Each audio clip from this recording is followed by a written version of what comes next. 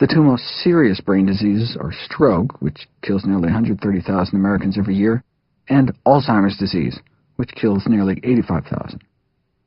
Most strokes can be thought of as brain attacks, like heart attacks, but the rupturing plaques in your arteries cut off blood flow to parts of the brain rather than to parts of the heart. Alzheimer's is more of a mind attack. Alzheimer's disease is one of the most physically and emotionally burdensome diseases for both sufferers and caregivers alike. Unlike stroke, which can kill instantly without any warning, Alzheimer's involves a slower, more subtle decline over months or years.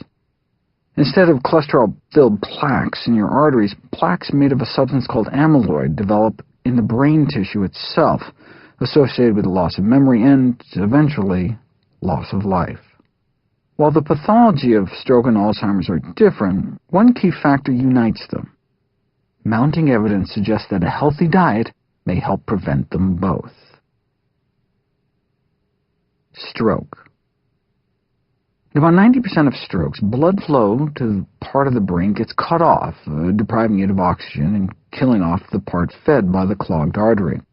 That's called an ischemic stroke, from the Latin ischemia, meaning stopping blood. A small minority of strokes are hemorrhagic strokes, which are caused by bleeding into the brain when a blood vessel bursts. The damage wrought by a stroke depends on which area of the brain was deprived of oxygen or where the bleeding occurred, and for how long the deprivation lasted. People who experience a brief stroke might only need to contend with arm or leg weakness, while those who suffer a major stroke can develop paralysis, lose the ability to speak, or, as is too often the case, die. Sometimes the blood clot lasts only a moment, not long enough to notice, but still long enough to kill off a tiny portion of your brain. These so-called silent strokes can multiply and slowly reduce cognitive function until full-blown dementia develops. The goal is to reduce the risk of both the massive strokes that can kill you instantly and the mini-strokes that kill you over the course of years. Just as with heart disease, a healthy diet can reduce stroke risk by reducing cholesterol and blood pressure while improving blood flow and antioxidant capacity. Fiber, fiber, fiber.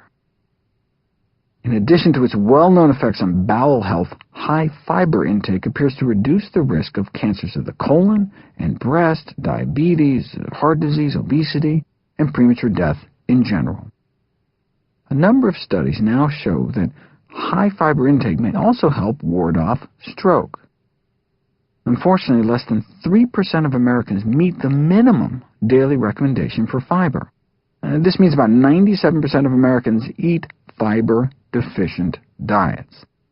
Fiber is naturally concentrated in only one place: whole plant foods.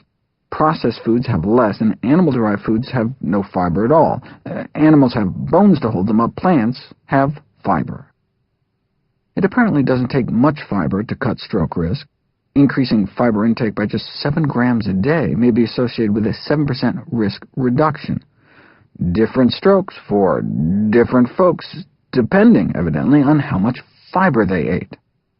An additional 7 grams of fiber is easy to add to your diet. It's the equivalent of a bowl of oatmeal with berries or a serving of baked beans. How does fiber protect the brain? We're not exactly sure. We do know that fiber helps control your cholesterol and blood sugar levels, which help reduce the amount of artery-clogging plaque in your brain's blood vessels. High-fiber diets may also lower blood pressure, which reduces the risk of brain bleeds. But scientists don't have to know the exact mechanism before you act on this knowledge. As the biblical passage goes, a man scatters seed on the ground, the seed sprouts and grows, though he does not know how. Had the farmer from Scripture postponed his sowing until he understood the biology of seed germination, he wouldn't have lasted very long. So why not go ahead and reap the benefits of eating fiber by eating more unprocessed plant foods?